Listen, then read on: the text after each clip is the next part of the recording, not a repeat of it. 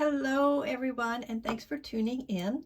I'm making this video in answer to a response I got on another video I had made where someone asked me about whether or not I always made significator or signifier cards from my decks. And that was because I showed one that I had made for a deck called the Cute and Creepy Tarot. And, well, I actually showed the two that I had made and how I used them in a reading. So these were the two that I had shown that I made, and that raised some questions for people. So here's the answer to that question. I would like to have a specific significator card that I've created for all of my decks, but I don't. It's something that I'm sort of going at bit by bit. First thing I have to say is I'm heavily indebted to Benabel Wynn's book and independent study course where she talks about these signifier cards. So if you have the book Holistic Tarot, then you can find what you're looking for on page 236. Now the card that I generally use is reflected by my birth date, and as well as there's a nice chart here, complexion, disposition, both. And I have come up, for me, I generally use the Queen of Pentacles, even though the complexion is not correct. It sort of fits with a lot of other stuff about me. Now, if I don't always use that, sometimes I just come up with something. So I'm going to take this tissue paper away. It's making a lot of noise, but I am going to show you how I use that later. All right, so two different things. If I'm using a mass market deck, it's very easy what I'm going to do. I'm just going to take the card, I'm going to go over to a photocopier, and I'm going to just make a photocopy of the card. So here's a few that I did. Actually, these are not all mass markets, so this is not the best example. But this is, I'll show you what I did. Here's some mass markets. All right, so these are two that I made for the Lightseers Tarot. So sometimes I just use the Fool. Sometimes I would use Strength if I am trying to get a reading about that. Or sometimes I would use the Queen of Pentacles, and I think I put that with the deck. Now here's a different one. Sometimes I would use the Queen of Pentacles. So that's one way to do it. Now in this case, I just copied it onto cardstock. It's pretty flimsy, but that's okay. So I'm not really shuffling it into the deck. I can just place it down when I'm going to do my reading, whether that's, gets put under or across, or if it's just sort of down on the table where I'm doing my reading. And I really feel like that calls in me as the querent. Now, if you're doing it for somebody else, then you're going to want something a little more generic, because you're not going to be able to make a card for everybody that you have. So I think this one, which is from the deck, it's from this deck, the Spread Machine Oracle. I just made a copy of this, so this I could use for anybody with any deck. And again, it's just on cardstock. So I find that I can put 5 cards on a photocopier like this, basically. I can do 5 sort of about like that and make my copy, and then I just cut them really careful with a pair of scissors. I don't bother with the whole big paper cutter thing.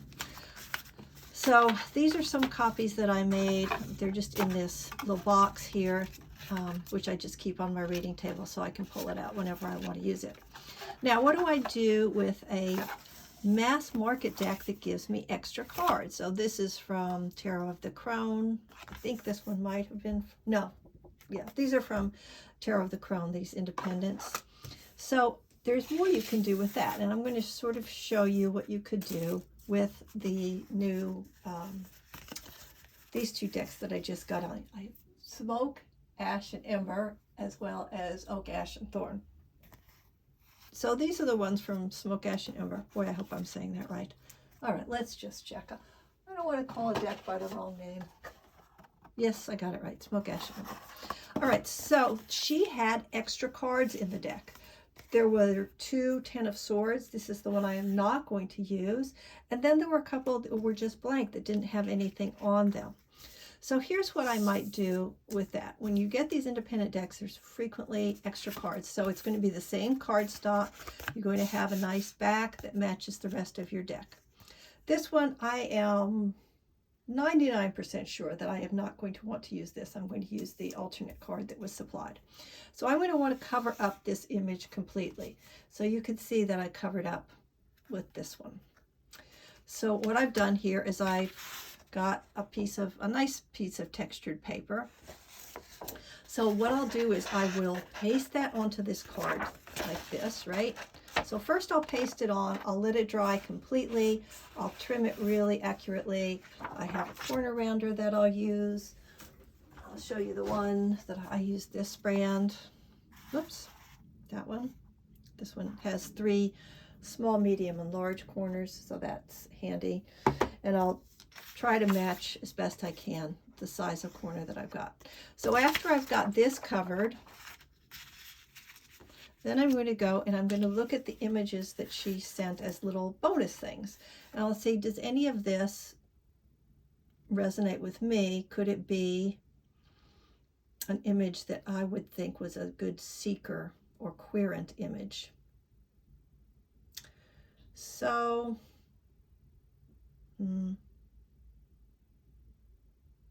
probably not this one for me, but maybe this. All right, so then I would probably trim off the border. I would just use that with scissors. I would just trim that so it was a nice clean, and I would probably use the corner rounder to cut that, and then I would do this. So that was one way I could do it.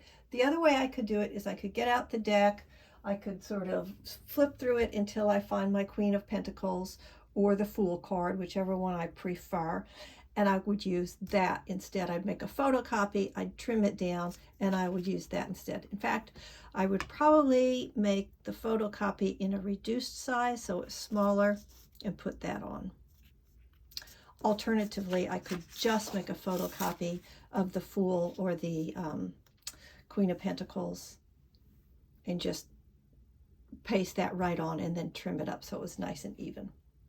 So those are the 2 ways I would make significator or signifier cards, and I would use those in my spreads when I really wanted that extra pull in to make sure that I was the person pulling in my energy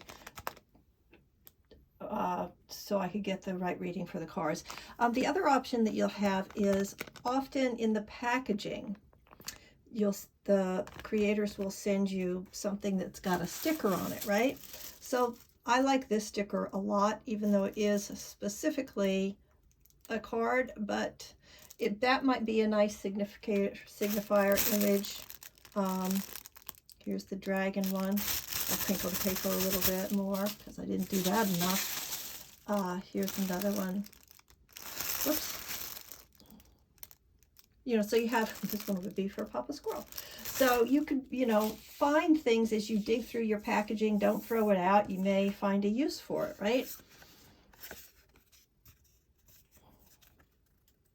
So sometimes there's extra cards. So for example, I could just use this as my signifier card. Now, how am I going to keep track of it? Because this one is not going to feel different and it's got the same back, right? Like with these, it's pretty obvious. It's a couple layers of thickness. It's going to feel different. So then I just store it differently. When I'm putting my deck away, I'll maybe put a guidebook. I'll put the guidebook between the signifier card and the rest of the deck or something like that. That keeps it separate for me. Right, so I hope that answers the question of how I make specific cards.